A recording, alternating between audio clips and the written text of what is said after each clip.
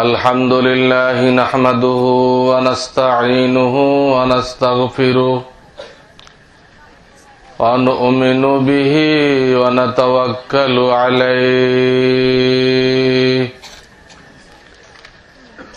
ونعوذ بالله من شرور أنفسنا ومن سيئات أعمالنا من يهده الله فلا مضل له ومن يضلل فلا هادي له ونشهد أن لا إله إلا الله وحده لا شريك له ونشهد أن سيدنا ومولانا محمدا عبده ورسوله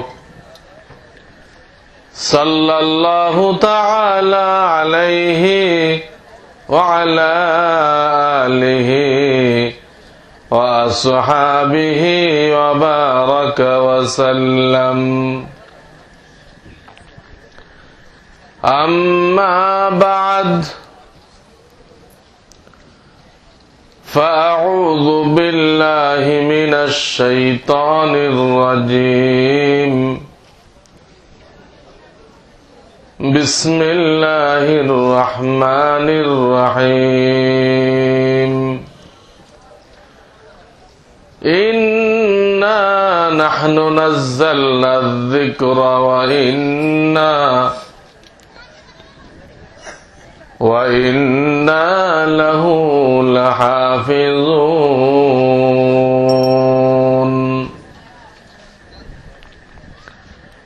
وقال رسول الله صلى الله عليه وسلم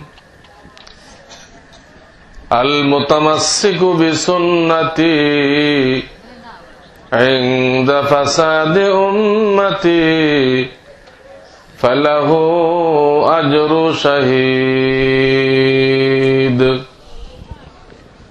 صدق الله العلي العظيم وصدق رسوله النبي الكريم ونحن على ذلك من الشاهدين জনাব সদরে মজলিস, ওলামায়ে কেরাম ও আমার নবীজির সুন্নতের আশেক মুসলমান ভাইয়েরা, আল্লাহ রাব্বুল আলামিন দয়া করে এই জামিয়াতুস সুন্নাহ মাদ্রাসার ওসিলায় প্রত্যেক বছর এক দুইবার আমাদেরকে একত্রিত হওয়ার তৌফিক দিচ্ছেন কিনা বলেন আপনারা? ওলামায়ে কেরামের চেহারা দেখতেছেন কিনা? তাদের চেহারা দেখা কি হেদায়েত না, সওয়াবের কাজ না? কাজে এই মাদ্রাসার শুকরিয়া আদায় করতে হবে, এই মাদ্রাসার শুকরিয়া আদায় করতে হবে দিলের থেকে। আল্লাহ এই মাদ্রাসাকে তুমি কিয়ামত পর্যন্ত কবুল করো, এই মাদ্রাসাকে তুমি যা কিছু প্রয়োজন আছে খাজানায় গায়েব থেকে ব্যবস্থা করে দাও। কারণ এই মাদ্রাসার ওসিলায় যত হকপন্থী লোকজন ছিল, হকপন্থী, আজকে সব এক হয়েছে। কিন্তু এই মাদ্রাসা হওয়ার আগে হকপন্থীদের এক হওয়ার কোন ব্যবস্থা ছিল না। বহুত হকপন্থী লোক আছে বাইকগাছা শহরে আশেপাশে, কিন্তু একত্র হইতে গেলে প্ল্যাটফর্ম লাগবে, এই প্ল্যাটফর্ম ছিল না। আল্লাহ তাআলা তার কিছু বান্দার ওসিলায় এই প্ল্যাটফর্ম তৈরি করে দিয়েছেন। আমার ভাই আব্দুল মজিদ ছানা ওনার জন্য দোয়া করেন। আল্লাহ যেন ওনার দানকে কবুল করে নেন। উনি হিম্মত করছেন, আল্লাহ ওনাকে কবুল করছেন। ওনার মতো আরো কিছু ভাই জমি কেনার জন্য টাকা দিচ্ছেন। আপনারা সকলেই কম বেশি শরীক আছেন। আপনাদের কোরবানির বিনিময়ে এই মাদ্রাসা আজকে মক্তব চলতেছে, নাজেরা চলতেছে, হেফজখানা চলতেছে, কিতাব বিভাগ চলতেছে। 4টে বিভাগ এখানে চলতেছে, যা পাই গেছে কল্পনাও করা যেত না। আজকে আমরা আসর পড়ছি, আসরের পরে গেছিলাম কয়রা থানায়। সেখানে থানার উপরে 3টা আলিয়া মাদ্রাসা, 3টা, কোনটা দাখিল, কোনটা ফাজিল, কোনটা কামিল, কোনটা জাহিল। এসব মাদ্রাসা বহু দিন ধরে চলতেছে, একটা আলেম সেখান থেকে বের হয়নি। ওই পরে স্কুল কলেজে চলে গেছে। কিন্তু আল্লাহর মেহেরবানি, এই মাদ্রাসার বয়স মাত্র 5 বছর। এর মধ্যে এখান থেকে এক ঝাঁক হাফেজ তৈরি হয়ে বের হয়েছে কিনা বলেন? প্রত্যেক বছর 2-4 জন দেখতেছেন কিনা? মাত্র 5 বছর বয়স।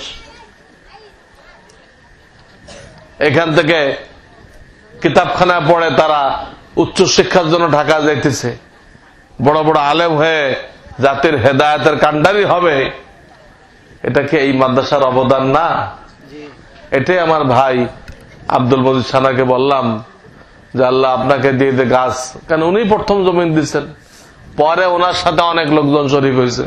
প্রথম তো বিসমিল্লাহ করছেন উনি। বলেন আপনারা যে গাছ লাগাইছিলেন, আল্লাহ সেই গাছে ফল দিচ্ছে।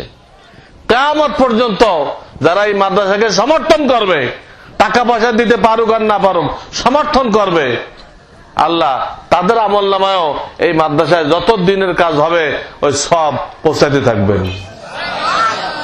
শুধু সমর্থন, যা মাদ্রাসা দরকার, মাদ্রাসা ভালো জিনিস, মাদ্রাসা কোনো বেকার তৈরি করে না, এইটুক যে বিশ্বাস করবে সেও এই মাদ্রাসার সব খেদমতের মধ্যে শরীক হয়ে যাবে। একটু করতে আমরা রাজি নেই? আপনারা একটু আগে লক্ষ্য করলেন যে মোহতারাম সাহেব হিসাব দিচ্ছেন যে রমজান পর্যন্ত বেতন ফান্ডে 2,60,000 টাকা শর্ট আছে, লিল্লাহ তহবিলে 1,60,000 টাকা শর্ট আছে। 2,60,000 আর 1,60,000, এত বড় শর্ট থাকার পরেও কি এখানে আপনাদের থেকে কোন টাকা কালেকশন করা হয়েছে? কোন মারহাবা দিয়ে টাকা চাওয়া হয়েছে? কাউকে জান্নাতে পাঠায়, কাউকে জাহান্নামে পাঠায়, টাকা কালেকশন করা হয়েছে? ইনশাআল্লাহ কখনো হবে না। এটা কওমি মাদ্রাসা, এটা মদিনার মাদ্রাসা, এখানে যা কথা তাই কাজ ইনশাআল্লাহ। কথা এই যে আপনাদেরকে দাওয়াত দেওয়া হয়েছে, ওয়াজ শোনানো হবে। কি দাওয়াত দেওয়া হয়েছে? বিরাট ওয়াজ মাহফিল, তাহলে ওয়াজ হবে। যদি দাওয়াত নামা লিখতাম বিরাট কালেকশন মাহফিল, বিরাট, তাহলে ঠিক আছে, কালেকশন করা যাইত, তা মুনাফিকি হইতো না। কিন্তু নাম দিলাম বিরাট ওয়াজ মাহফিল, আর এইখানে ফেলায় আপনাদের পকেট কাটলাম, বিভিন্ন বানোয়াট হাদিস কয়ে কয়ে আপনাদের দিল নরম করে টাকাগুলো নিয়ে নিলাম। এও তো এক ধরনের চিন্তাই করা হয়। জাল হাদিস বলে মানুষের মধ্যে আবেগ সৃষ্টি করে পকেট খালি করা হয়, এটাও কিন্তু এক ধরনের চিন্তাই মনে করে রাখেন। এই পয়সা দিয়ে মাদ্রাসা চলবে না, এই পয়সা দিয়ে আল্লাহর ওলি তৈরি হবে না, এই পয়সা দিয়ে নায়েবে রসুল তৈরি হবে না। কর্তৃপক্ষ যখন নাকি এই ধরনের ধোঁকাবাজি করলো, তো ওখান থেকে আলেম তৈরি হবে, ওইগুলো ধোঁকাবাজ হবে, ওর দ্বারা সমাজের কোনো কাজ হবে না। আমাদের জন্য দোয়া করেন, আমরা এখানে ধোঁকাবাজ বানাইতে বসে নেই, আমরা যা বলি সেটাই করি, কথার কোনো বেশ কম নেই। এত প্রয়োজন কিন্তু কোনো কালেকশন নেই, কোনো মারহাবা নেই। আপনাদেরকে জানাই দেওয়া হলো, আপনাদের কাছে দোয়া চাওয়া হলো, আপনাদের যার যখন সুযোগ হয় এখানে দিবেন, যার যখন সুযোগ হয়, যার যা সুযোগ হয়, যার যখন সুযোগ হয় আর যার যা সুযোগ হয়। একজনের চাউল দেওয়ার সুযোগ হয় চাউল দিবেন, একজনের একটা লাউ দেওয়ার সুযোগ হয় একটা লাউ দিবেন, বুঝেন নাই? একজনের একটা মুরগি দেওয়ার সুযোগ হয় মুরগি দিবেন, একজনের একটা পেঁপে দেওয়ার সুযোগ হয় একটা পেঁপে দিবেন, একজনের একটা ডাব দেওয়ার সুযোগ হয় ডাব দিবেন, যা দিবেন।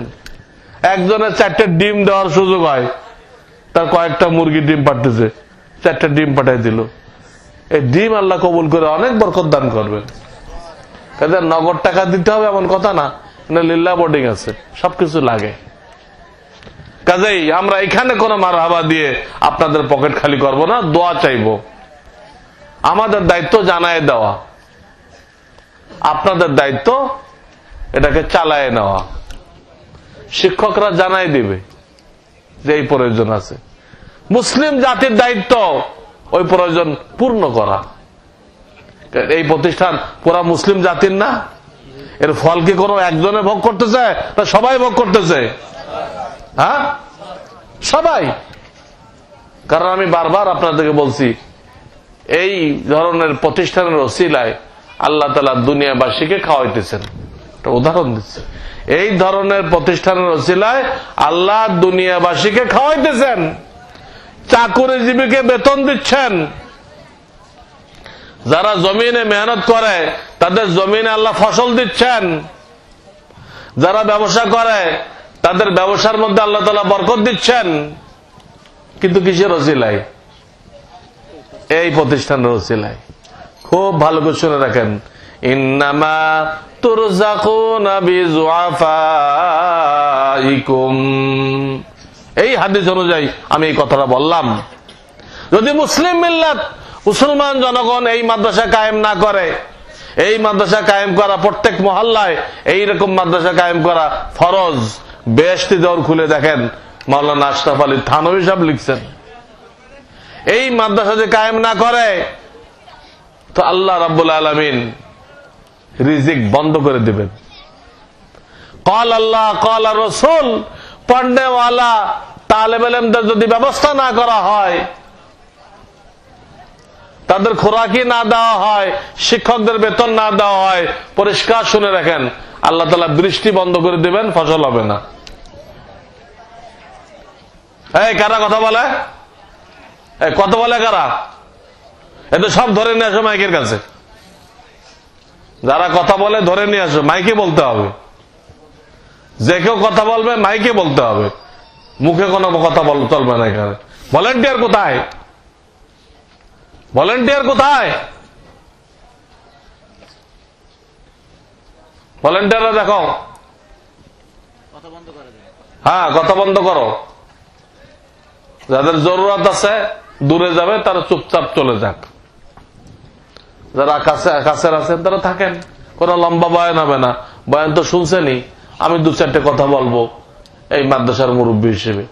বলতেছিলাম যে এই প্রতিষ্ঠানের থেকে যারা তৈরি করা হয় এরা হলো বর, আর আমরা বাকিরা কি? বরযাত্রী। বর যদি থাকে তো বরযাত্রীদেরকে খাওয়ান দিবে, বর ছাড়া যদি যায়, যে এলো মেয়ে এলো, বর কই? বর আগামী বছর আসবে, দিবে খানা দিবে, সব তাড়াই দিব। এরা বর, এদের ওসিলা আল্লাহ সকলকে খানা দিচ্ছেন। বাকি আমার এই উদাহরণ দ্বারা এটা বুঝবেন না যে আমি বরযাত্রী যাওয়া জায়েজ বলে দিলাম। বরযাত্রীর খানা এদের শর্ত করে খায়, বরেরা শর্ত করে না আমার 100 লোকের খাওয়াইতে হবে, শর্ত করে কিনা? এটা হাদিসের মধ্যে আছে। এই ধরনের যারা শর্ত করে দাওয়াত নিল, এই মেহমান গুলো দাখালা সারেকান ও খারাজা মুগীরান, এই মেহমান গুলো আল্লাহ রসুল বলতেছেন সাল্লাল্লাহু আলাইহি সাল্লাম, চোর হয়ে ঢুকলো, ডাকাত হয়ে বের হয়ে আসলো। এক ওয়াক্ত খাওয়ার জন্য আপনি এই দুইটা টাইটেল নিতে কে কে রাজি আছেন? একক তো খানা খাবেন, আল্লাহ রসুল থেকে দুইটা টাইটেল নেবেন। হ্যাঁ, কেউ রাজি আছেন? খবরদার, বরযাত্রী যেতে পারেন, যেই বিয়ে পড়ানো হবে খেজুর দিবে চলে আসবেন, এর বাপের বাড়িতে কোনো হামলা দিবেন না, হামলাও নেই মামলাও নেই, বাস। হ্যাঁ, ছেলে পক্ষ যদি দাওয়াত দেয় আপনাকে, ছেলে পক্ষ যদি অলিমার দাওয়াত দেয়, এটা নিষেধ নেই, খান, সুন্নত, সবের জিনিস, বরকতের জিনিস। ওলামাদের কাজ এইটুকু। আমরা যারা আলেম ওলামা, আমাদের কাজটা কি? আমাদের কাজ উম্মতের ভুলগুলো ঠিক করে দেওয়া। ডাক্তার কি করে? আপনার যে অঙ্গ ঠিক আছে ওটা চিকিৎসা দেয় না, যেটা সমস্যা হয়েছে ওটা চিকিৎসা দেয়? সমস্যা। ঠিক হক্কানি আলেম ওলামা যারা, তারা কোনো রং তামাশা করে না, রং ঢং নেই, কোকিল কণ্ঠ, দোয়েল কণ্ঠ, দাঁড়কাক কণ্ঠ, কোন কণ্ঠ নেই। তারা সাদাসিধে ভাবে আল্লাহ রসুলের কথাগুলো শোনাই দেয় যে ভাই আমাদের এই ভুল আছে, এই ভুলগুলো ঠিক করতে হবে, এইটুকু তাদের দায়িত্ব। যে আমি বললাম যে অলিমার দাওয়াতে যাওয়া জায়েজ, সবের কাজ, কিন্তু ওই যে বরযাত্রী যে 100 লোক খাওয়াইতে হবে, 200 লোক খাওয়াইতে হবে, একদম না জায়েজ, হারাম খানা। আল্লাহ আমাদেরকে পরহেজ করার তৌফিক দান করুন। আপনাদের জলসা আসছেন ফায়দা মনে করে আসছেন না এমনি সময় নষ্ট করতেছেন? ফায়দা। একবার নবী করিম সাল্লাল্লাহু আলাইহি সাল্লাম সাহাবায়ে কেরামকে জিজ্ঞাসা করলেন, এ আমার সাহাবায়ে কেরাম, তোমাদের মধ্যে কে কে আছো যে নিজের মালের থেকে অন্যের মাল বেশি হেফাজত করো? নিজের মাল হেফাজত করা কোনো খবর নেই, অন্যের মাল হেফাজত করার জন্য ব্যস্ত হয়ে যাও, তোরা কে কে আছো? তো কেউ রাজি হলো না, কেউ রাজি হলো না। অর্থাৎ তারা দাবি করলো যে আমরা কেউ এরকম নেই, আমরা কেউ এরকম নেই যে নিজের মাল হেফাজত করা কোনো খবর নেই, নিজেরটা কে নিয়ে গেল জাগা, আমি আর একজনটা হেফাজত করার জন্য, সংরক্ষণ করার জন্য ব্যস্ত হয়ে গেছে, আমরা আলহামদুলিল্লাহ আমরা এর মধ্যে নেই। তখন আল্লাহ রাসূলটা ব্যাখ্যা দিলেন, আমার কথার আগে ব্যাখ্যা বুঝো, তারপর দেখো আছে কিনা। ব্যাখ্যা দিলেন যে নাকি নিজের ঈমান ঠিক করা, নিজের নামাজ ঠিক করা, নিজের কোরআন ঠিক করা, এইসব জরুরি কাজের জন্য মাহফিলে আসে না। মাহফিলে এগুলো শিক্ষা দেওয়া হয়, মাহফিলে আসলে ঈমান ঠিক হয়, নামাজের মাসলা বলা হয়, নামাজ ঠিক হয়। এইগুলোর জন্য সে সময় দিতে রাজি নেই, সে খালি টাকা রোজগার করার জন্য সময় দিচ্ছে। ওই টাকা কি সে কবরে নিতে পারবে না রেখে যাবে? হ্যাঁ, বুঝে শুনে বলেন, রেখে যাবে। কে পাবে? তার বিবি পাবে 2 আনা, 8 ভাগের 1 ভাগ কে পাবে? বিবি পাবে। আর যা থাকে ওটা ছেলে পেলে ভাগ করে নেবে। আর যা থাকে একটা ছেলেকে 2 জন মেয়ের সমান ধরা হবে। একটা ছেলেকে কি ধরা হবে? তাহলে বলেন, একজনের 2টা ছেলে আছে আর 2টা মেয়ে আছে, তাহলে মোট কয়টা মেয়ে ধরা হবে? হ্যাঁ, 6টা মেয়ে ধরা হবে। 2 ছেলে সমান 4 মেয়ে, আর 2টা মেয়ে তো আছেই, তো কয় মেয়ে হলো? আচ্ছা, এখন স্ত্রীকে 2 আনা দিয়ে বাকি সব সম্পত্তি 6 ভাগ করা হবে। কয় ভাগ করে? আসল মেয়েগুলো পাবে 1 ভাগ করে। হ্যাঁ, আর ছেলেদের মেয়ে ধরা হয়েছিল, ওরা পাবে 2 মেয়েরটা, ছেলেরা পাবে 2 মেয়ের সমান। তো 6 ভাগ করে 4 ভাগ নেবে 2 ছেলে, 4 ভাগ নেবে 2 ছেলে আর 2 ভাগ নিবে, বুঝছেন ফারাইজ? একটু আগে আমাদের খুলনার হুজুর বলে গেলেন মেয়েদের খরচের কোনো দায়িত্ব নেই। আছে দায়িত্ব? বিয়ে পর্যন্ত বাপে পালবে, বিয়ের পরে স্বামী পালবে, স্বামী মারা গেলে ছেলে পালবে, কোনো দায়িত্ব নেই। আর ছেলের কত দায়িত্ব, নিজেরে পালো, নিজের বউরে পালো, বাচ্চারে পালো। হ্যাঁ, 3টা দায়িত্ব কমপক্ষে, আর ওর কোনো দায়িত্বই নেই। সে হিসেবে সেটা 1 ভাগ পাইছে, তার তো বেশি পাইছে, ঠিক না? তো সরকারের উচিত ছিল ওই 1 ভাগ যাতে নিশ্চিত ভাবে পায় এর ব্যবস্থা করা।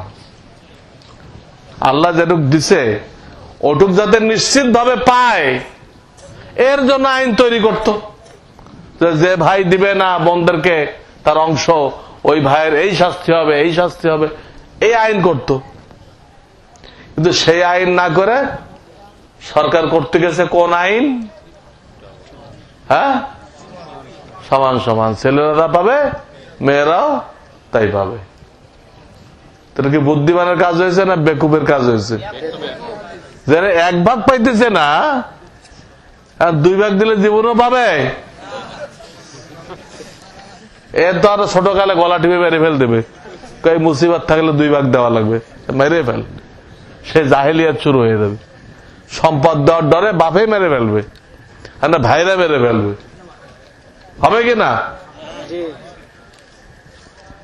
তাহলে কি নারীকে সম্মান বাড়াই দিল, অধিকার বাড়াই দিল, না নারীকে ধ্বংস করার ব্যবস্থা করলো? সহি চিকিৎসা হয়েছে না আনাড়ি চিকিৎসা হয়েছে? এদেরকে পাঠাইছেন আপনারা দেশ চালাইতে। কি করতে হবে এটুকু বুঝে না। এটা আইন করো, বোনদেরকে অবশ্যই দিতে হবে, না দিলে এই শাস্তি। তো গলত আইন করলে কেন? কোরআনের বিরুদ্ধে আইন করলে তাদের কি ইমান থাকে? এবং এইটা দ্বারা সমর্থন করবে তাদের ইমান থাকবে? আমাদের সমাজের কত মহিলা না বুঝে এই আইনটা শুনে খুশি প্রকাশ করছে কিনা, খুব ভালো কাজ হয়েছে, আমাদের ঠকাইছিল, এইবার আমরা জিতছি, খুশি হয়েছে কিনা? সে বুঝতেছে না আমি যে খুশি হইলাম আমার তো ইমান নষ্ট হয়ে গেছে। আল্লাহর আইনের বিরুদ্ধে একটা কথা বলা হইতেছে, কি অধিকার আছে মানুষের? কি অধিকার আছে এই 3.5 হাত মানুষ, এর কি শক্তি আছে? আল্লাহর একটা ফেরেশতা যদি খালি এখানে একটা চিৎকার দেয়, সমস্ত বাংলাদেশের মানুষ 1 সেকেন্ডের মধ্যে কলিজা ফেটে মরে যাবে। একটা ফেরেশতা একটা চিৎকার, হাই, এটা একটা চিৎকার দিল, এই হাই করার সাথে সাথে আমরা সব কলিজা ফেটে মরে দেব। একটা ফেরেশতার গায়ে এত শক্তি, আর আমরা কি শক্তি রাখি? আমরা তো একটা বিড়ালের সাথেও মোকাবেলা করতে পারি না। একটা বিড়াল যদি কুন্দে আসে,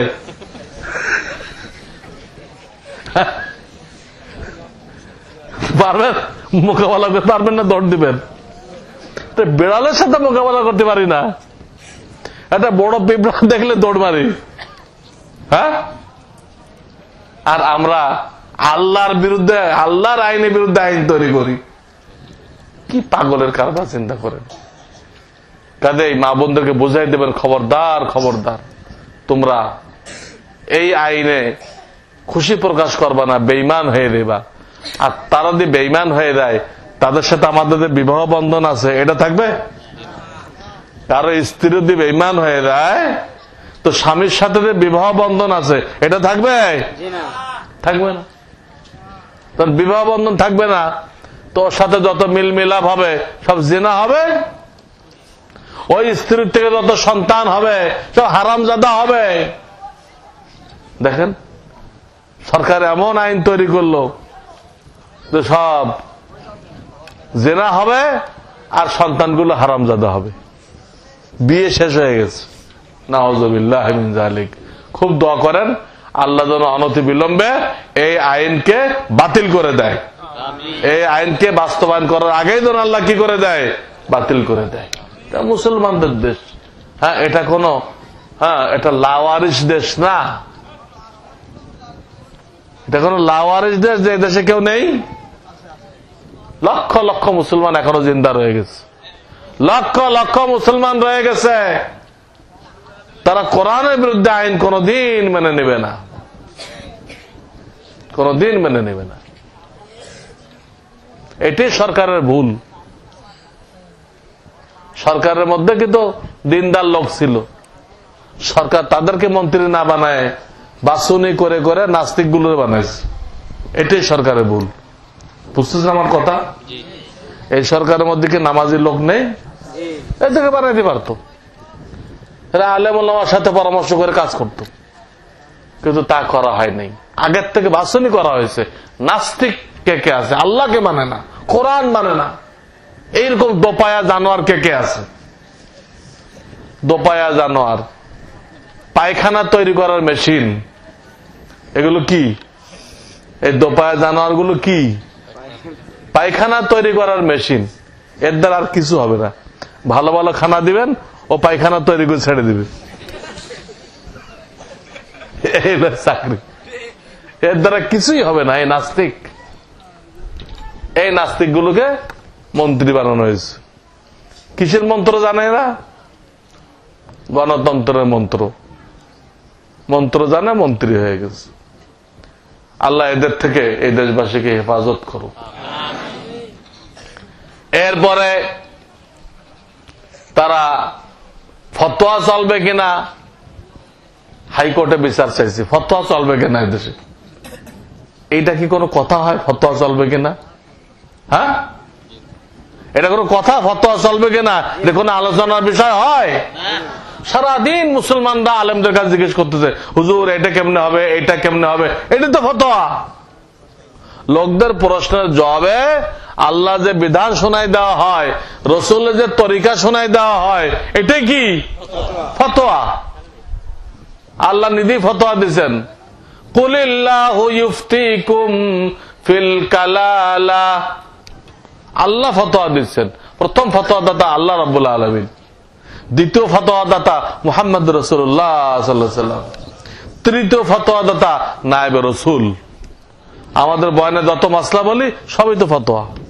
তো এইটা চলবে কিনা, হ্যাঁ, এটা কোনো আলোচনা হয়?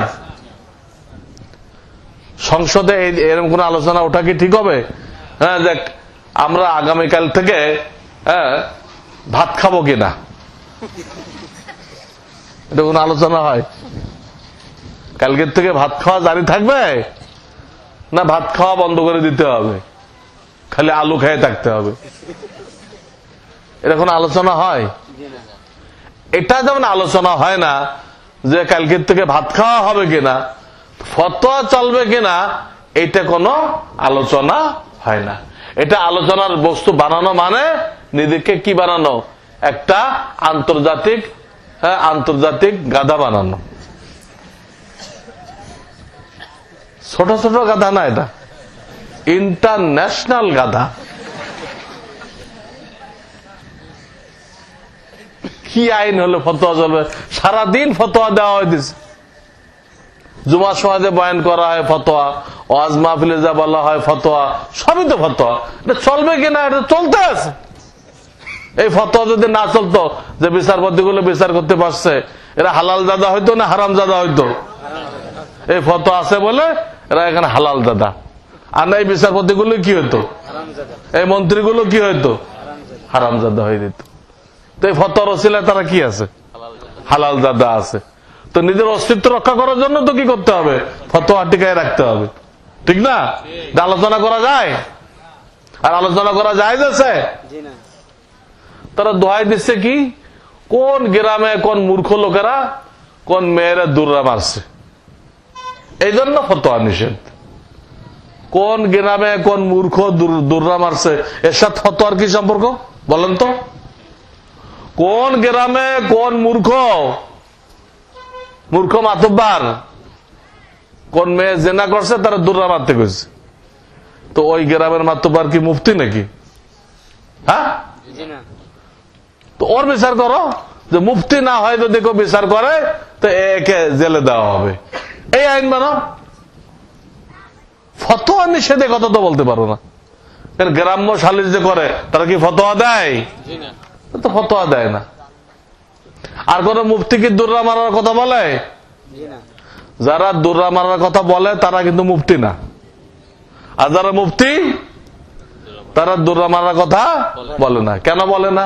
তারা জানে যে এই শাস্তি প্রদান এটা রাষ্ট্রের দায়িত্ব, জনগণের দায়িত্ব না।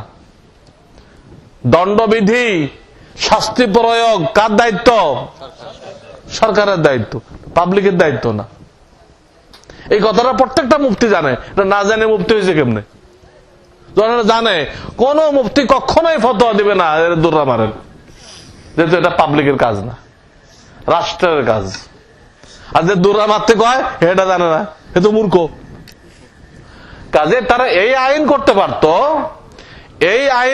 পারত, যে গ্রাম্য লোকেরা এই ধরনের বিচার করতে পারবে না, যাতে লোকজন অ্যাক্সিডেন্ট করে, এই আইন করে দিত। মুফতিরা ফতোয়া দিতে পারবে কিনা বা ফতোয়া দেওয়া নিষেধ, এই আইন করা অনর্থক না? এটা বুঝতে হবে, লোকজনকে বুঝাইতে হবে, জনমত তৈরি করতে হবে, সরকারের উপরে চাপ সৃষ্টি করতে হবে যে তুমি কার কথায় এগুলো নাচতেছো, কার ভোট নিয়ে তোমরা ক্ষমতায় গেছো। মুসলমানদের দেশ, ফতোয়া চলবে কিনা কোন আলোচনা? ফতোয়া চলতেই হবে, চলতেই হবে। আর যারা কইছে মেয়েদের সমান দিতে হবে, ওই নাস্তিক গুলোকে জিজ্ঞেস করেন তো তারা তাদের মেয়েদেরকে সমান দিছে কিনা। নাস্তিক গুলো আইন মানাইছে, ওরা তার মেয়েদেরকে সমান দিছে, ছেলের সমান দিছে? হ্যাঁ, ওর বোনদেরকে বাপের সম্পত্তি থেকে সমান দিছে? বলেন না কেন? হ্যাঁ, দিলে ও ছেলেরা তো গলা টিপি ধরবে। 3 নম্বর দেখেন, একটা শিক্ষানীতি পাশ করছে, তার ভূমিকায় লিখছে যে আমাদের শিক্ষানীতির লক্ষ্য উদ্দেশ্য সেকুলার লোকজন তৈরি করা। কি লোক তৈরি করবে? সেকুলার। সেকুলার বুঝেন? হ্যাঁ, ধর্ম নিরপেক্ষ লোক তৈরি করা, ইংরেজিতে বলে সেকুলার। তা আমরা কি ধর্ম নিরপেক্ষ না ধর্মের পক্ষে? সবাই ধর্মের পক্ষে। কোন মুসলমান 1 সেকেন্ডের জন্য ধর্ম নিরপেক্ষ হইতে পারবে না, হইলে সে বেঈমান হয়ে যাবে। তাকে সবসময় ধর্মের পক্ষে থাকতে হবে, সবসময় ইমানের পক্ষে থাকতে হবে। বুঝতেছেন কথা? যদি সে ইমানের পক্ষে না থাকে বেঈমান হয়ে যাবে। এটা ইহুদিদের স্লোগান, ধর্ম নিরপেক্ষদের মতবাদ, এটা ইহুদিদের স্লোগান। তাহলে এটা দিয়ে বিভিন্ন দেশ থেকে ইসলামকে বিদায় করছে, আমাদের দেশে চেষ্টা করতেছে। আল্লাহ তাদের চেষ্টাকে ব্যর্থ করে দিক। কাজে এই যে তারা শিক্ষানীতি পাশ করলো, আল্লাহ এটাও বাতিল করে দিক, এটা যেন বাস্তবতার মুখ না দেখে। এখানে 8 পর্যন্ত কোন দিনিয়াত রাখা হয় নাই, 8 পর্যন্ত কোন দিনিয়াত নেই, ইসলামিয়াত নেই। 8 পড়ার পরে সে ইসলামিয়াত পড়তে পারে। তো 8 পড়তে পড়তে বয়স কত হবে? হ্যাঁ, 14-15 হবে। তো 14-15 বছরে সাবালক হয় না? সাবালক হয়ে যাবে। এর আর পড়াবেন কেমনে আপনি? ও বাপের কথা মানবে? এই বয়সে বাপ যদি তারা পড়াইতে চায়, বাপের কথা মানবে? পাঠা খাসি করা যায়? হ্যাঁ, এই পাঠা তো খাসি করা যাবে না। এই কমিউনিস্ট সাথে পাঠা বানাইছে, এটা তো খাসি করা যাবে না। আমাদের এই মাদ্রাসাগুলোতে 14 বছর বয়সে হেফজ শেষ করতে হয়। আমাদের এই যে যত কমি মাদ্রাসা আছে, জাতীয় কমি মানে জাতীয় মাদ্রাসা, এখানে 14 বছর বয়সে হেফজ শেষ করতে হয়। এর আগে তো রিডিং পড়তে হয়, নাজারা পড়তে হয় না? তাতে লাগে 2 বছর, তাতে লাগে 2 বছর। হেফজ শেষ করতে লাগে 3 থেকে 4 বছর, 3 থেকে, তাহলে মোটামুটি 5-6 বছর পড়ার পরে একটা ছেলে 2 বছরে কারি হয়, আর 3 থেকে 4 বছরে কি হয়? হাফেজ হয়। তাদের তাকে কত বছর বয়সে আসতে হবে? 14 বছরে হাফেজ হয়ে যেতে হবে। তাহলে সর্বোচ্চ 8 বছরে তাকে আসতেই হবে। কিন্তু এরা আইন রাখছে তারা 8 না পড়ে আসতে পারবে না। এটা একটা সুদূর প্রসারী পরিকল্পনা, যাতে করে এই দেশে ঘরে ঘরে হাফেজ তৈরি না হয়। আজকে এই দেশে লক্ষ লক্ষ হাফেজ তৈরি হয় নাই, হয়েছে কিনা? এদের পিছনে সরকারের 1 পয়সা ব্যয় হয়েছে? বলেন ভালো করে, 1 পয়সা ব্যয় হয় নাই। আমরা 5-7 পর্যন্ত বাংলা ইংরেজি পড়াইতেছি না? প্রত্যেকটা মাদ্রাসাতে প্রাইমারি আছে। এই যে সরকার চায় নিরক্ষরতা দূর করতে, এই কাজটাকে আমরা করতেছি না? করতেছি কিনা?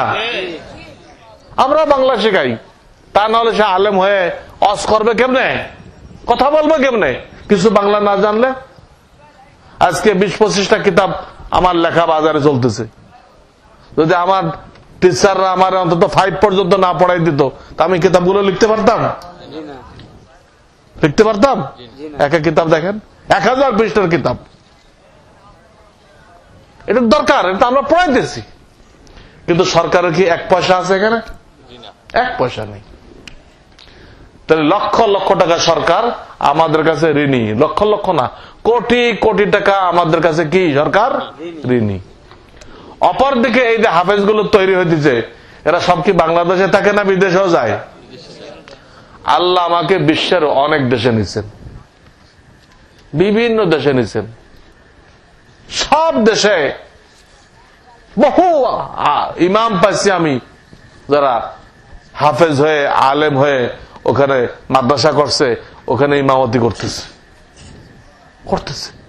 এবং তারা প্রত্যেক মাসে বাংলাদেশ ব্যাংকে ডলার পাঠাইতেছে, রিয়াল পাঠাইতেছে না? এতে এই হাফেজগুলোর মাধ্যমে কয়েক লক্ষ ডলার বাংলাদেশ ব্যাংকে জমা হইতেছে। এতে সরকারের লাভ হইতেছে না ক্ষতি? লাভ। রিজার্ভ দেখাইতে পারতেছে, রিজার্ভ খালি হইতেছে না। সরকারের 1 পয়সা এখানে বিনিয়োগ নেই, অথচ দেশে এত টাকা আসতেছে এই হাফেজদের ওসিলায়। এটা বন্ধ করা বোকামি না? এই বন্ধ করার জন্য এই প্ল্যান বানাইছে যে 8-এর আগে কেউ আসতে পারবে না। যদি কোনো ছেলে 8-এর আগে স্কুল থেকে চলে আসে, তো প্রত্যেক গ্রামে সরকার কমিটি করে দিবে। এই কমিটি ওই বাপকে ধরে নিয়ে যাবে যে তোমার ছেলে 8 না পড়ে আসলো কেন, হয় তোমার ছেলেরা পাঠাও আর না তোমার জেল হবে। এই কমিটি করে দিবে। তাহলে উদ্দেশ্য কি? উদ্দেশ্য কি? হাফেজ তৈরি বন্ধ করে না, আলেম তৈরি বন্ধ করে না। বাংলা বলে খেদাই না তোর উঠান শশী, তোর খেদাবো না, কিন্তু ডেলি তোর উঠানে কি করবো? হাল চাষ করবো। তুই ঘরের তো নামতেই পারবি না, পরে একদিন রাত্রে পালাই যাবি।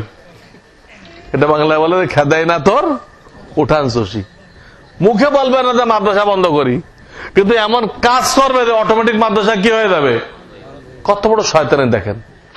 আমি তেজগাঁও এই অস্ত্র করতেছিলাম, বহু আলেম ওলামা ছিল ওখানে। তেজগাঁও শোনেন নাই? ঢাকা তেজগাঁও থানা, ওখানে এমপি সাহেব ছিল। আমি এই অস্ত্র করলাম। তো আমার পরে এমপি সাহেব বলল, যদি এই শিক্ষানীতি পাশ হয়, 8-এর আগে ধর্মীয় শিক্ষা নিতে পারবে না, তো এটা আমরা পাশ হইতে দিব না। আমি আপনাদের সামনে ওয়াদা করলাম যে এই শিক্ষানীতি পাশ হলে আমি অন্তত ইস্তেফা দিয়ে দিব। এই কথা বলল। এটা গত বছরের কথা। এই বছর 7-8 দিন আগে ওই মাহফিল আমি গেছিলাম, ওই এমপির এলাকার ওই মাহফিলে, যে মাহফিলে গত বছর এই কথা হয়েছে। এই বছর আমার দাওয়াত ছিল, বহু আলেম ওলামা, জনগণ। আমি বয়ানের মধ্যে এমপি সাহেবকে খুঁজলাম যে এমপি সাহেব আছেন কিনা। তারা তো সে শিক্ষানীতি পাশ করছে, আপনি ইস্তেফা দিয়েছেন কিনা। আমি মাইকে চুপে না, মাইকে ওই এমপির খুঁজছি যে আপনি ইস্তেফা দিয়েছেন কিনা। এই ধরনের জিনিস করার পরে এইগুলোকে সমর্থন যারা করবে, এদের ঈমান থাকবে? ওলামাদের দায়িত্ব জনগণের ঈমান সংরক্ষণ করা, জনগণের ঈমান হেফাজত করা। আল্লাহ না করুক যদি আপনাদের ঈমান নষ্ট হয়ে যায়, হাসরের ময়দানে আপনারা কাদেরকে দায়ী করবেন, দোষী করবেন? হ্যাঁ, আলেমদেরকে। আল্লাহ আমাদের এলাকায় কত আলেম ছিল, এইগুলোতে বেইমানি কথা তারা তো বলে নাই আমাদেরকে। এইগুলোতে বেইমানি কথা আমার আগে বলে গেল না হুজুরে, রাসূলুল্লাহকে আলেমুল গায়েব মনে করলে, গায়েব জান্নাল্লাহ মনে করলে ইমান নষ্ট হয়ে যায়। শোনেন নাই? রাসূলুল্লাহকে হাজির নাজির মনে করলে ইমান নষ্ট হয়ে যায়। রাসূলুল্লাহকে আল্লাহর জাতি নূরের তৈরি মনে করলে ইমান নষ্ট হয়ে যায়। এতে কত দিক দিয়ে মানুষের ইমান নষ্ট করা হইতেছে, কত দিক দিয়ে। এর থেকে বাঁচানোর জন্য আল্লাহ আলেমদেরকে তৈরি করছেন। কাদেরকে তৈরি করছেন? আলেমদেরকে, হাক্কানি আল্লাহ ওয়ালা আলেমদেরকে। এবং কোরআনে বলেছেন, وَإِذْ أَخَذَ اللَّهُ مِيثَاقَ الَّذِينَ أُوتُوا الْكِتَابَ لَتُبَيِّنُنَّهُ لِلنَّاسِ وَلَا تَكْتُمُونَهُ।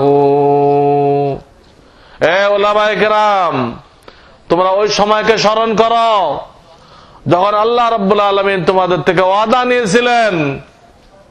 কি ওয়াদা নিয়েছিলেন?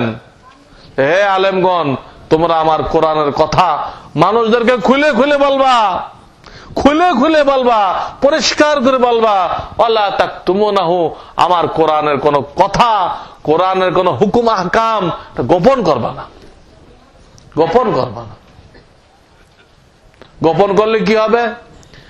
ইন্নাল্লাযীনা ইয়াকতুমুনা মা আনজালাল্লাহু মিনাল বায়্যিনাতি ওয়াল হুদা মিন বা'দি মা বায়্যানাহু লিন-নাস উলাইকা ইয়ালআনুহুমুল্লাহ ওয়া ইয়ালআনুহুমুল লাঈনুন। এই আয়াতে বলা হইতেছে, যারা আলেম হয়ে আল্লাহ রসুলের কথা গোপন করবে, অর্থাৎ জনগণ ভুল করতেছে তাও বলে না। গোপন করা মানে কি? জনগণ ভুল করতেছে কিন্তু আলেমরা মুখ খুলতেছে না, এটাই কি? এটাই গোপন করা, এটাই গোপন করা। এই কাজ যারা করবে, ওই আয়াতে বলতেছে যে তাদের উপরে আল্লাহ লানত, তাদের উপরে ফেরেশতাদের লানত, অভিশাপ, তাদের পরে সমস্ত নবীদের লানত, তাদের পরে সমস্ত মুমিনদের লানত। বলেন নাউযুবিল্লাহ। তাহলে সে আলেম হয়ে কি লাভ হলো? সমস্ত লানতের বোঝা তার উপরে। এই জন্য আপনাদের একটা কথা বুঝতে হবে।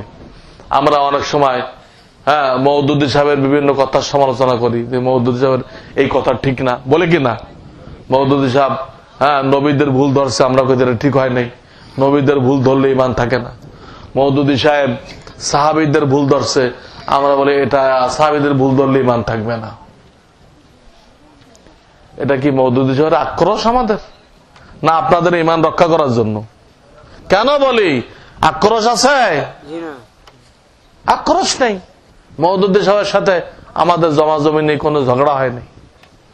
বরং কোরআনে বলতেছে, কেউ যদি দ্বীনের কাজ করে তোমরা তাকে সহযোগিতা করো। তাআওয়ানু আলাল বিররি ওয়াত তাকওয়া, দ্বীনের খেদমতে, নেক কাজে একজন আরেকজনকে সহযোগিতা করো। কোরআনের আয়াত সূরা মায়েদা। তাহলে সহযোগিতা করার কথা। সেইখানে সমস্ত আল্লাহওয়ালা পীর একযোগে এই মওদুদী সাহেবের কিছু নীতি তারা সমালোচনা করতেছে না? সমস্ত তবলিগের লোকেরা, মুরব্বীরা সমালোচনা করতেছে না? আমাদের এই লাইনের 50,000 মাদ্রাসা আছে বাংলাদেশে। কত? 50,000। সরকার গুনে পারতেছে না।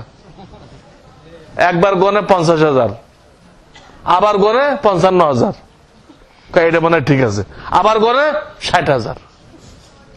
গুনে এটাকে লাইন আনতে পারতেছে না।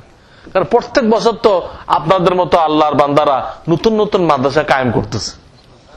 আমাদেরটা কায়েম করতে সরকারের কোনো কি লাগে না, রেজিস্ট্রেশন লাগে না। কারণ আমাদের এই মাদ্রাসা তো মসজিদের বারান্দা। কওমি মাদ্রাসা হলো মসজিদের কি বারান্দা। আল্লাহ রসুল মদিনার মসজিদে নামাজ পড়াইতেন, বারান্দায় তালিম দিতেন। তাহলে এই মাদ্রাসাগুলো কি মসজিদের বারান্দা। তো মসজিদের বারান্দা যখন মসজিদ করতে যায়, কেউ কি রেজিস্ট্রেশন আনে সরকারের থেকে? তো এটা করতে রেজিস্ট্রেশন লাগবে কেন? এটা তো আল্লাহ ফরজ করে দিছে। আল্লাহ ফরজ করার পরে আমরা কারা জিজ্ঞেস করবো? আল্লাহ কইছে এলেম শিক্ষা করা ফরজ। এরপর আমরা কারে জিজ্ঞেস করবো? কাউকে জিজ্ঞেস করার দরকার আছে? কিন্তু অনেকে আছে, হুজুর দাড়ি রাখতে চাইছিলাম কিন্তু বিবি সব তো পারমিশন দিচ্ছে না। গেল জিগাইলেন কেন? বিবি সাহেব আপনি জিজ্ঞেস করছেন কেন? আল্লাহ অর্ডার দেওয়ার পরে বিবির কি অধিকার আছে আপনাকে পারমিশন দিবে না না দিবে? তার অধিকারের মধ্যে পড়ে? আমার লেখাই পড়েন আপনারা, ইসলামী বিবাহ, ওর মধ্যে আমি ক্লিয়ার লিখে দিয়েছি আপনার স্ত্রী আপনার কাছে কি কি পায়, কি কি পায়, আপনি আপনার স্ত্রীর কাছে কি কি পান, এটার নাম অধিকার। দেখেন তো লেখা আছে কিনা যে স্ত্রীর একটা পাওনা হলো যে পুরুষ দাড়ি রাখতে চাইলে স্ত্রী থেকে অনুমতি নিতে হবে। এটা লেখা আছে না? দেখেন তো, কোথাও লেখা নেই। বরং আমি আরো বলে দেই, যদি স্ত্রী মানা করে দাড়ি রাখতে, স্ত্রীকে বলেন যে ঠিক আছে, আল্লাহ আমার লম্বা দাড়ি রাখতে কইছে এক মুষ্টি, আর তোমার মাথার চুল লম্বা রাখতে কইছে, তো তুমি যদি আমার দাড়ি রাখতে না দাও তাহলে আমি তোমার চুল রাখতে দিব না। আমার যদি দাড়ি মুন্ডাইতে হয় তোমার মাথার চুল মুন্ডাইতে হবে। চুল মুন্ডাও, আমরা দুইজন ফুটবল হয়ে যাই, পরে ফেরেশতারা এসে দিবে শর্ট, আর ক্রিকেট লাগবে না, এটাই যথেষ্ট। ক্রিকেট কি অধিকার আছে তাদের? আল্লাহ অর্ডার দিছে দাড়ি রাখার জন্য। পুরুষের চেহারা দাড়ি থাকবে, সিংহের কোনো দাড়ি নেই কিন্তু সিংহর কি আছে? সিংহের দাড়ি নেই কিন্তু সিংহর। তো পুরুষের জাত কি, সিংহী না সিংহ? তো দাড়ি থাকতে হবে। দাড়ি হেলানো দেখলেই তো ছেলেবেলে সব সতর্ক হয়ে যাবে, কেউ নামাজ ছাড়বে না, খালি বাপের দাড়িতে লড়তেছে এটা দেখে সব ঠিক হয়ে দিব। কিন্তু দাড়ি দুড়ি কেটে আপনি এমন এক গদাই লস্কর হইলেন যে আপনার একদম বেটা না বেটি, মোজগুলো কেটে ফেলছে। আরে বাবা, মোজগুলো থাকলে তো কিছু না, পুরুষ পুরুষ লাগতো, এটাও কাটছে, কেটে একদম কমপ্লিট কি হয়েছে? কমপ্লিট মহিলা হয়েছে। বাচ্চা কাচ্চা বোঝে না যে দুটা মা কেন, একটা বাপ থাকতে হবে, একটা মা থাকতে হবে, মা দুটো কেন এটা বুঝতে পারতেছে না। আমার পীর মুর্শিদ বলতেন যে তোমরা বিবির লিবাস পরে কি জুমার নামাজ পড়তে আসবা, তোমার জামাটা শুকায় নাই, হ্যাঁ তোমার পাগড়িটা শুকায় নাই, টুপি, তাই বলে কি বিবির কামিজটা গায়ে দিয়ে, হ্যাঁ ওড়নাটা মাথায় দিয়ে জুমা পড়তে আসবা? কে কে আসবেন? হ্যাঁ আসবেন না। আমার পীর মুর্শিদ হযরত মাওলানা শাহ আবরারুল হক রহমতুল্লাহ বলতেছেন তোমরা লেবাসের দিক দিয়ে তাদের সাদৃশ্যতা অবলম্বন করতে রাজি নেই, তাহলে লেবাস থেকেও গুরুত্বপূর্ণ চেহারা। লেবাস থেকে গুরুত্বপূর্ণ কোনটা? তাহলে চেহারার দিক দিয়ে বিবির সাদৃশ্যতা কেন অবলম্বন করলে? বিবির কামিজ পড়তে রাজি নেই, বিবির চেহারা বানাইলে কেন? বিবির চেহারার মতো চেহারা কেন বানাইলা?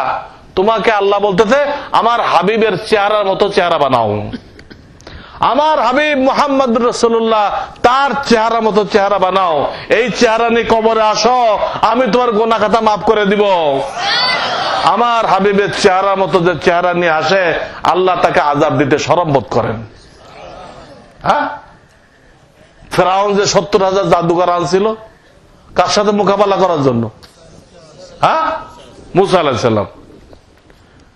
লম্বা বলা যাবে না, একদম শর্টকাট বলতেছি।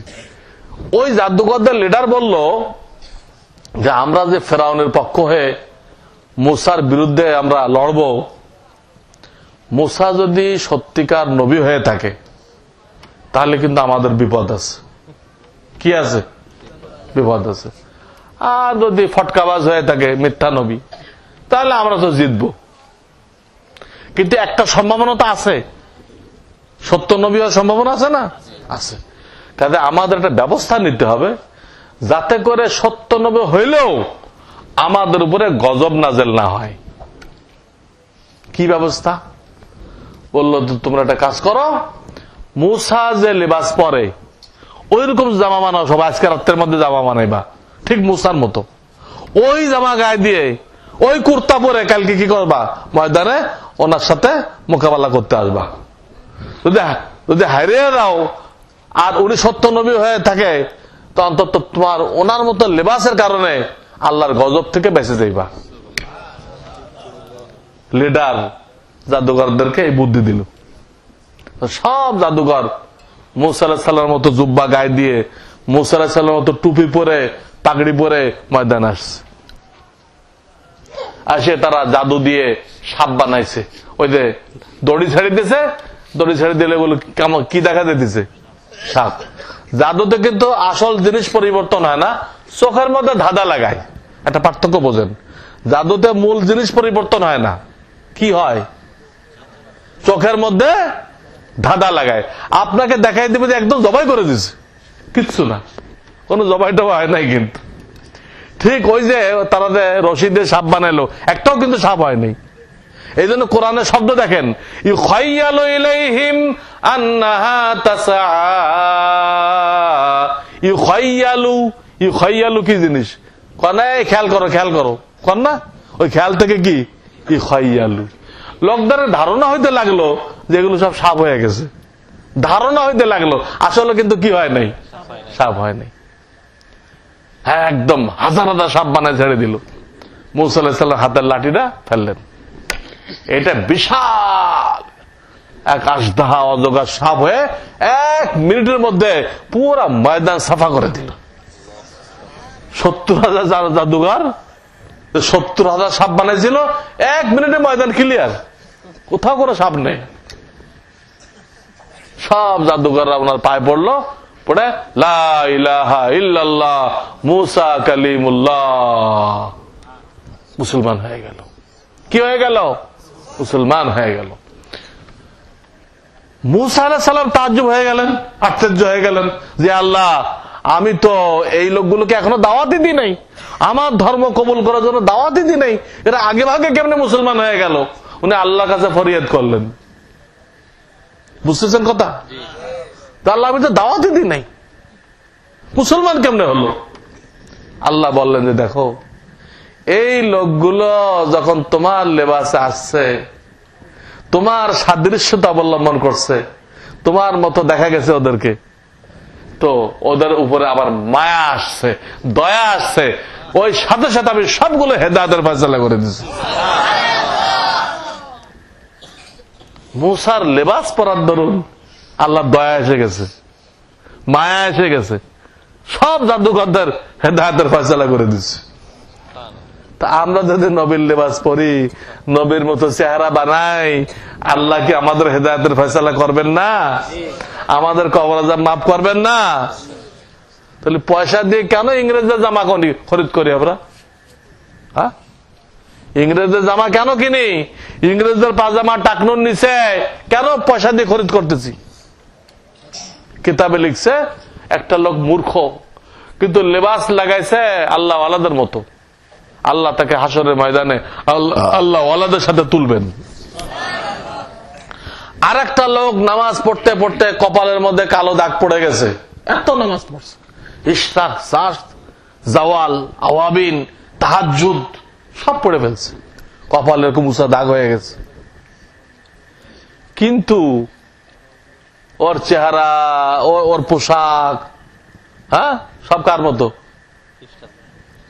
খ্রিস্টানদের মতো। এর হাসর কাদের সাথে হবে? এই যে খ্রিস্টানদের সে সাদৃশ্যতা অবলম্বন করলো, নিশ্চয় তার দিলের মধ্যে রসুলের থেকে খ্রিস্টানদের মর্যাদা বেশি। না, রসুলের লিবাস বাদ দিয়ে খ্রিস্টানদের লিবাস কেন নিল? এদেরকে সে দামি মানুষ মনে করতেছে। এই জন্য তার হাসর কাদের সাথে হবে? খ্রিস্টানদের সাথে হবে, ইংরেজদের সাথে হবে। তখন বুঝবে এদের দুনিয়াতে কিটা করে আসছে। এবং আল্লাহ বলবেন, এই বলো, আল্লাহ জিজ্ঞেস করবেন, আমার হাবিবের লিবাসের মধ্যে কি ত্রুটি ছিল? আমার হাবিবের লিবাসের মধ্যে কি ত্রুটি ছিল? আমার হাবিবের যে চেহারা ছিল, ওই চেহারার মধ্যে কি ত্রুটি ছিল? তো তুমি এটা গ্রহণ করো নাই? আল্লাহ কৈফিয়ত চাবেন, কৈফিয়ত চাবেন। এই জন্য সবকিছু আমরা, আমাদের চুল রসুলের মতো, চেহারা রসুলের মতো, লেবাস রসুলের মতো, আমাদের জুতা, রসুল বেশিরভাগ স্যান্ডেল পরতেন। স্যান্ডেল উপরের ওই ফিতাটা এরকম ক্রস গুণ চিহ্নের মতো। স্যান্ডেল পাওয়া যায় না বাজারে? আর ইংরেজরা যে জুতা দিয়ে গেছে, আল্লাহু আকবার, এর মধ্যে কত দড়ি কাছি লাগানো, খেয়াল করছেন? ইংরেজের জুতার মধ্যে কত দড়ি কাছি, এটা খেয়াল করছেন আপনারা?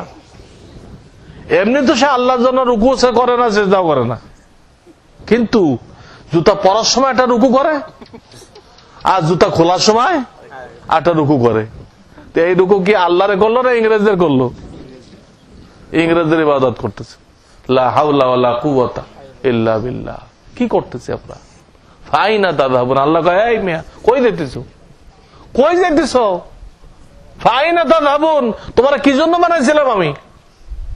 তুমি তো মুসলমান, তুমি তো খোদাই সৈনিক, তোমার দায়িত্ব ছিল তোমার নবীর সুন্নত গুলো দুনিয়ার আনাচে কানাচে পৌঁছাই দেওয়া। তুমি খোদাই সৈনিক, তুমি খোদা রসুলের সুন্নত গুলো পৌঁছাই দিবা। আজকে তুমি নিজে রসুলের সুন্নত গুলো জবাই করতেছ, তুমি রসুলের সুন্নত গুলো দাফন করতেছ, কবর দিচ্ছ। দাড়ি কাটলে কি হয়? রসুলের সুন্নতকে জবাই করা হয়, রসুলের সুন্নতকে দাফন করা হয়, হয় কিনা? তা আমাদেরকে কি সুন্নত দাফন করার দায়িত্ব দেওয়া হয়েছে না কায়েম করার দায়িত্ব দেওয়া হয়েছে? আর রসুলের সুন্নতকে জবাই করে হাসরের ময়দানে রসুলের শাফাত পাওয়া যাবে? আল্লাহ আমাদেরকে রসুলের সুন্নত অনুযায়ী চলার তৌফিক দান করুক। এই মাদ্রাসাগুলো সোনার মানুষ তৈরি করে, নায়েবে রসুল তৈরি করে। কি তৈরি করে বলেন তো? এর থেকে বড় ডিগ্রি কেউ দেখাইতে পারবেন? নায়েবে রসুল থেকে বড় ডিগ্রি আল্লাহর জমিনে দেখাইতে পারবেন? পারবেন? নায়েবে রসুল, রসুলের অ্যাসিস্ট্যান্ট, রসুলের মেহরাব যেখানে নামাজ পড়াইতেন রসুলের মেম্বার, তার দায়িত্বে থাকবে। দেখান এর থেকে বড় কোন পোস্ট আছে? ব্যারিস্টার বড় না নায়েবে রসুল বড়? গ্রাজুয়েট বড় না নায়েবে রসুল বড়? ব্যারিস্টার আর গ্রাজুয়েটকে 1,00,000 বার বেচলে এর নায়েবে রসুলের একটা আলিফের সমান হবে? ব্যারিস্টারে 1000 বার বেচেন আপনি, এটা আলিফের দাম হবে? এটা কত বড় জিনিস। গরিবের ছেলে পেলে আল্লাহর কালাম শিক্ষা করার দরুন সে ইমাম হয়ে যেতেছে, প্রেসিডেন্ট মন্ত্রীরা পর্যন্ত তার পিছনে ইক্তেদা করতেছে। তো কি সম্মান না? সম্মান না? মাদ্রাসা কি বেকার তৈরি করে? কি মনে করেন? আমরা যে উদ্দেশ্যে পড়ছিলাম সেই উদ্দেশ্য আমাদের হাসিল হয়েছে কিনা? আমরা পড়ছিলাম এই জন্য যে আমরা মাদ্রাসায় পড়লে আল্লাহর হুকুম জানবো, নবীর তরিকা জানবো, জানে ওই অনুযায়ী আমল করব, আর আমার ভাইদেরকে দাওয়াত দিব। এই উদ্দেশ্যে মাদ্রাসায় পড়ছি আমরা। তো সেই কাজগুলো আমরা করতেছি কিনা? হ্যাঁ, বুঝি বলেন? যে উদ্দেশ্যে পড়ছিলাম আমরা সেই উদ্দেশ্য আমাদের দ্বারা হইতেছে কিনা? হ্যাঁ, আমরা আমল করতেছি কিনা? আমরা আপনাদেরকে দাওয়াত দিচ্ছি কিনা? দিচ্ছি। তাহলে আমরা বেকার হইলাম না কাজের হইলাম? কাজের হইলাম। কিন্তু তারা ব্রিটিশ সিলেবাস পড়ে। ব্রিটিশ সিলেবাস কোথায় পড়ানো হয়? স্কুলে পড়ানো হয়, সরকারি ভাবে পড়ানো হয়। তারা কি সব সাকসেসফুল হয়েছে, কামিয়াব হয়েছে, না বেকার রয়ে গেছে অনেকে? বর্তমানে 50,000 যুবক, শিক্ষিত যুবক বেকার রয়ে গেছে। 50,000 না, 50 লক্ষ। 50 লক্ষ শিক্ষিত যুবক বেকার রয়ে গেছে। সরকার তাদেরকে পড়াইছে, ডিগ্রি দিছে, তাদেরকে লোভ দিছে যে পড়ো, ভালো ভালো চাকরি পাইবা, কিন্তু দিতে পারে নাই। সরকার লোভ দিছে যে আমারটা পড়ো, পড়লে আমার সরকারি চাকরি করতে পারবা, তো পরে দিতে পারছে কিনা বলেন? দিতে পারলে এই 50 লক্ষ কোত্থেকে আসলো? তাহলে স্কুল কলেজ বেকার তৈরি করে কিনা বলেন? কোন মাদ্রাসা বেকার তৈরি করে না। মাদ্রাসায় পড়ে যে আজান মুখস্থ করছে তারও চাকরি হয়ে যাবে। মাদ্রাসায় পড়ে যে আজান মুখস্থ করছে তারও চাকরি হবে। এখানে কোনো বেকার তৈরি হয় না। কিন্তু স্কুলে বেকার হয় কিনা? কিন্তু তারা ওটা স্বীকার করতে চায় না। তারা উদুর পিন্ডি বুদুর ঘাড়ে চাপানোর জন্য চিল্লায়, এই মাদ্রাসা বন্ধ করো, মাদ্রাসায় বেকার তৈরি হয়। আরে বেকার তো তোমরাও তৈরি করো।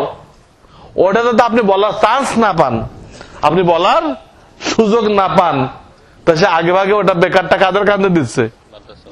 মাদ্রাসার কান্দে দিচ্ছে, তারটা কেউ কইতে না পারে। তারা তো ধরা পড়ে গেছে, তারা বেকার তৈরি করতেছে, তারা দেশবাসীকে শান্তি দিতে পারে নাই। পারছে শান্তি?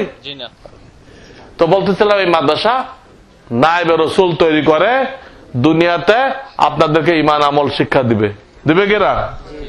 এবং আখিরাতের ময়দানে কমপক্ষে এমন 10 জনকে সুপারিশ করে বেহেশতে নিবে যাদের জন্য জাহান্নাম ওয়াজিব হয়ে গেছিল। তো কাজে লাগলো কিনা? ডাক্তার হয়ে প্যারাসিটামল লিখবে, ওটা বেশি কার্যকর না একটা আলেম আপনাকে দোজখ থেকে বাঁচাই দিল, এটা বেশি উপকারী? কোনটা বেশি উপকারী? ডাক্তারের প্যারাসিটামল বেশি উপকারী না দোজখ থেকে বাঁচাই দেওয়া বেশি উপকারী? ডাক্তার যদি বেকার না হয়, সমাজের বোঝা না হয়, তো আলেমরা বোঝা হবে কেন? জাতিকে জাহান্নাম থেকে বাঁচাইতেছে, জাতিকে হারাম কাজের থেকে বাঁচাইতেছে, জাতিকে শিরক থেকে বাঁচাইতেছে। আজকে আলেম ওলামা না থাকলে আমরা বাপের নাম কইতে পারতাম? লন্ডন আমেরিকার লোকেরা বাপের নাম বলতে পারে? বুঝি সরে বলেন, বলতে পারে? সেখানে বাপের নাম জিজ্ঞেস করা অপরাধ। কোন সন্তানকে তার বাপের নাম জিজ্ঞেস করা অপরাধ। কেন? তার বাপের নাম যে কি ও তো জানেই না, ওর মাও জানে না। কারণ তার মা আজকে এক ক্লাবে ছিল এক বেটার সাথে, কালকে আলাক ক্লাবে ছিল। ক্লাব আরবি শব্দ, এর অর্থ অনেকগুলো কুকুর। কালবুন মানে একটা কুকুর, ক্লাব মানে অনেকগুলো কুকুর। ইংরেজিতে কি হয় আমি জানি না, আমি এটা আরবি তর্জমা করলাম, বুঝছেন তো? তো ওর মা এক একদিন এক এক বেটার সাথে এক এক ক্লাবে ছিল, ওই যে কুত্তা কুত্তি হয়ে গেছিল। এর বেশি বলা যাবে না, পোলাপান আছে। ওই যে কি হয়ে গেছিল? কুত্তা কুত্তি। এখন কোন বেটার দ্বারা তার পেটে সন্তান আসলো সে কেমনে বলবে? বলতে পারে? হ্যাঁ, বলতে পারে না। এই জন্য তারা আইন বানাইছে সংসদে, বাপের নাম জিজ্ঞেস করা যাবে না, আইন বানাইছে। স্কুল কলেজে ভর্তি করে তো সন্তানের নামের সাথে কার নাম লেখে? মায়ের নাম। আল্লাহর শুকরিয়া আদায় করেন আমরা গরিব দেশ হইতে পারি, কিন্তু বাপের নাম বলতে পারি। আমরা গরিব দেশ হইতে পারি, কিন্তু আমরা বাপের নাম বলতে পারি। ওরা ধনী দেশ হইতে পারে, উন্নত দেশ হইতে পারে, কিন্তু সব হারামজাদা। হারামজাদা। তাহলে ওইরকম উন্নতির দরকার আছে আমাদের? ওই উন্নতির দরকার নেই, ওর থেকে অনেক উন্নত আমরা আছি। কয়েকদিন আগে লন্ডন থেকে একটা সংস্থা পুরা দুনিয়ার উপরে জরিপ করছে যে বর্তমান বিশ্বে সবচেয়ে সুখী কোন দেশ, সবচেয়ে সুখী। এরা জরিপ করছে, পত্রিকার কার্টুন আছে আমার কাছে।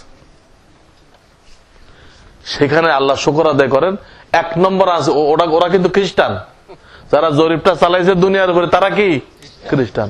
ওখানে 1 নম্বর কার নাম আছে? বাংলাদেশ। পুরা দুনিয়ার মধ্যে সুখ শান্তির দিক দিয়ে 1 নম্বর কে? বাংলাদেশ। আমরা শান্তির সাথে ভাই ভাই এখানে বসবাস করতেছি। আমরা একজন আরেকজন চা খাওয়াই, দাওয়াত খাওয়াই না? ও দেশের সিস্টেম নেই।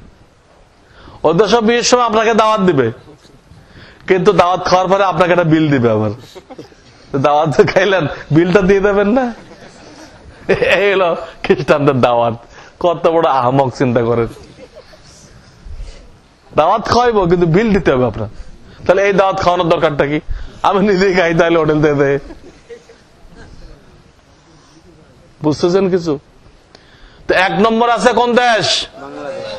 আর 42 নম্বরে আছে আমেরিকাকে। 42তম সিরিয়ালে কারে আছে? সুখ শান্তির দিক দিয়ে 42 হয়েছে, বুঝলেন? সেখানে হোটেলে ম্যানেজার প্রত্যেকটা প্যাসেঞ্জারকে সতর্ক করে দেয় যে আপনি যখনই বাইরে যাবেন কিছু ডলার পকেটে রাখবেন, তা না হলে কালাইয়েরা যদি ধরে। আমেরিকা বহু কালাইয়েরা আছে, শ্বেতাঙ্গ কৃষাঙ্গ, শোনেন নাই? ও কৃষাঙ্গ, হ্যাঁ, এরা হলো কালাই। এরা যদি ধরে আর তোমার কাছে মোটেও কোনো ডলার না পায়, সোজা গুলি করে দিয়ে চলে যাবে, পাওয়া যাবে না, একদম গুলি করে দিবে। কি অন্যায় করছেন আপনি? আপনার অন্যায় এই, আপনি যে হোটেল থেকে বের হলেন, তাদের জন্য কিছু হাদিয়া না নিয়ে বের হলেন কেন? কালাইয়াদের জন্য কিছু হাদিয়া না নিয়ে বের হইলেন কেন? এই সাহস আপনাকে কে দিল? এজন্য সোজা গুলি করে দিয়ে চলে যাবে। এই জন্য হোটেল থেকে হেদায়াত দেওয়া হয়। কি হেদায়াত? পকেটে অবশ্যই ডলার নিয়ে বেরোইবা, যাতে কালাইয়ারা ধরলে জানটা বাঁচাইতে পারো। এই হলো আমেরিকার নিরাপত্তা। বুঝতেছেন কিছু?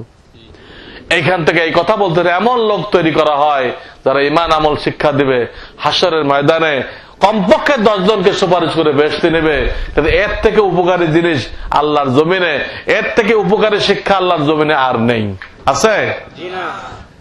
আপনারা মেহরবানি করে মৃত্যু পর্যন্ত যার যা আছে দোয়া দিয়ে, আর্থিক সাহায্য দিয়ে, মুখের কথা দিয়ে, শরীরের শক্তি দিয়ে এই মাদ্রাসার খেদমত করতে রাজি আছেন? কে কে রাজি আছেন? আল্লাহ সব হাতগুলোকে কবুল করে নাও। আল্লাহ সব ভাইগুলোকে তোমার ওলি বানায় নাও। রাখেন রাখেন। এখন দোয়া হবে, দুরূদ শরীফ পড়েন।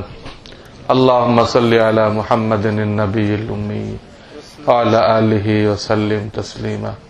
আল্লাহুম্মা সাল্লি আলা সাইয়্যিদিনা মুহাম্মাদিন নবিয়্যিল উম্মি।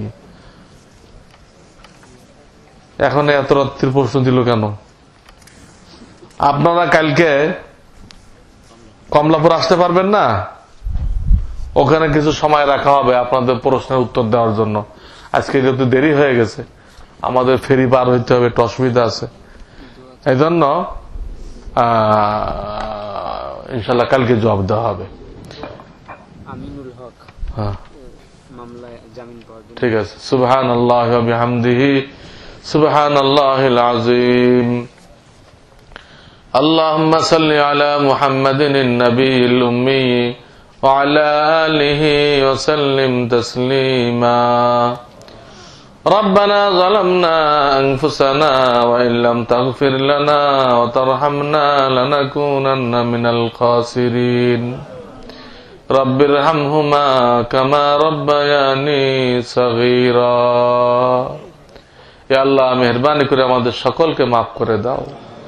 ইয়া আল্লাহ আমাদের আব্বা আম্মা, দাদা দাদি, নানা নানি, শ্বশুর শাশুড়ি, আমাদের মুরব্বিয়ানে কেরাম, আত্মীয় স্বজন, বন্ধু বান্ধব, আল্লাহ মেহেরবানি করে সকলকে মাফ করে দাও। ইয়া আল্লাহ বিশেষ করে যারা কবরে চলে গেছেন মাওলা, তাদেরকে মাফ করে আল্লাহ তাদের কবরকে জান্নাতের বাগান বানায় দাও। ইয়া আল্লাহ তাদের কবরকে নূরের দ্বারা ভরে দাও। ইয়া আল্লাহ তাদের পরে তুমি রাজি খুশি হয়ে যাও। ইয়া আল্লাহ আমরা যারা হায়াতে আছি আমাদেরকে পাক্কা ইমানদার বানায় দাও। প্রত্যেকটা কাজে তোমার নবীজির সুন্নতকে অনুসরণ করার তৌফিক দান করো। ইয়া আল্লাহ আমাদেরকে বরকতওয়ালা মাল দান করো। আমাদের প্রত্যেকের নেক উদ্দেশ্যগুলোকে মাওলা তুমি পূরণ করে দাও। ইয়া আল্লাহ আমাদেরকে হারাম কাজ এবং গুনাহের কাজ বর্জন করার তৌফিক দান করো। ইয়া আল্লাহ আমাদের যার যে পেরেশানি আছে, রোগ ব্যাধি আছে, বালা মুসিবত আছে, অভাব অনটন আছে, সব পেরেশানি মাওলা তুমি দূর করে দাও। ইয়া আল্লাহ এই মাদ্রাসাকে তুমি কবুল ও মঞ্জুর করে নাও। ইয়া আল্লাহ এখানে যা কিছু দরকার, ইয়া আল্লাহ তুমি সব দরকারগুলোকে খাজানা গায়েব থেকে পুরা করে দাও। ইয়া আল্লাহ আমাদের এই পশ্চিম পাশে জায়গাটুকু কেনা হয় না এখনো পর্যন্ত, আল্লাহ এই জায়গাটা আমাদের কেনাকে সহজ করে দাও। আল্লাহ খাজানা গায়েব থেকে ব্যবস্থা করে দাও। এই জায়গাটা আমাদের জন্য জরুরি। আমরা 1.5 বিঘা কিনতে পেরেছি, আর 1.5 বিঘা এখনো কিনতে পারি নাই। আল্লাহ তুমি গায়েব থেকে ব্যবস্থা করে দাও। আল্লাহ মাদ্রাসা করার জন্য, মসজিদ করার জন্য জায়গাটা জরুরি। আল্লাহ তুমি ব্যবস্থা করে দাও। আল্লাহ তোমার নেক বান্দাদেরকে পাঠায় দাও। আমাদের যার যা তৌফিক আছে আল্লাহ পেশ করার তৌফিক দান করো। ইয়া আল্লাহ এই মাদ্রাসাকে যারা মহব্বত করে আল্লাহ সকলকে তোমার ওলি বানায় দাও। ইয়া আল্লাহ এই মাদ্রাসাকে আমাদের জন্য সদকায়ে জারিয়া বানায় দাও, আমাদের জন্য নাজাতের ওসিলা বানায় দাও। আল্লাহ যারা এর সাথে জড়িয়ে আছে, ছাত্র, শিক্ষক, কমিটি, আল্লাহ শুভাকাঙ্ক্ষী, আল্লাহ সকলকে তোমার ওলি বানায় নাও। আল্লাহ ছাত্র ভাইদের ব্রেনকে বাড়ায় দাও, স্বাস্থ্যকে মজবুত করে দাও, তাদেরকে হক্কানি রব্বানি আলেম হওয়ার তৌফিক দান করো। ইয়া আল্লাহ এই নাস্তিক মার্কাজ শিক্ষানীতিকে বাতিল করে দাও। ইয়া রাব্বাল আলামিন আমাদের যত কিছু প্রয়োজন আছে মাওলা তুমি জানো। আল্লাহ আমরা তো বলতেও জানি না, আল্লাহ সবকিছু প্রয়োজন মিটাই দাও। আমরা যা কিছু শুনলাম মাওলা এই সন্ধ্যা থেকে এই পর্যন্ত আমাদেরকে আমল করার তৌফিক দান করো।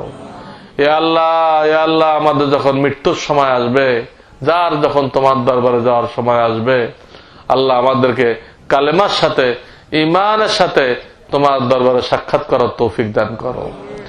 রব্বানা তাকাব্বাল মিন্না ইন্নাকা আনতাস সামিউল আলিম ওয়া তুব আলাইনা ইন্নাকা আনতাত তাওয়াবুর রহিম। সুবহান রাব্বিকা রাব্বিল ইজ্জাতি আম্মা ইয়াসিফুন ওয়া সালামুন আলাল মুরসালিন আলহামদুলিল্লাহি রাব্বিল আলামিন। আমিন।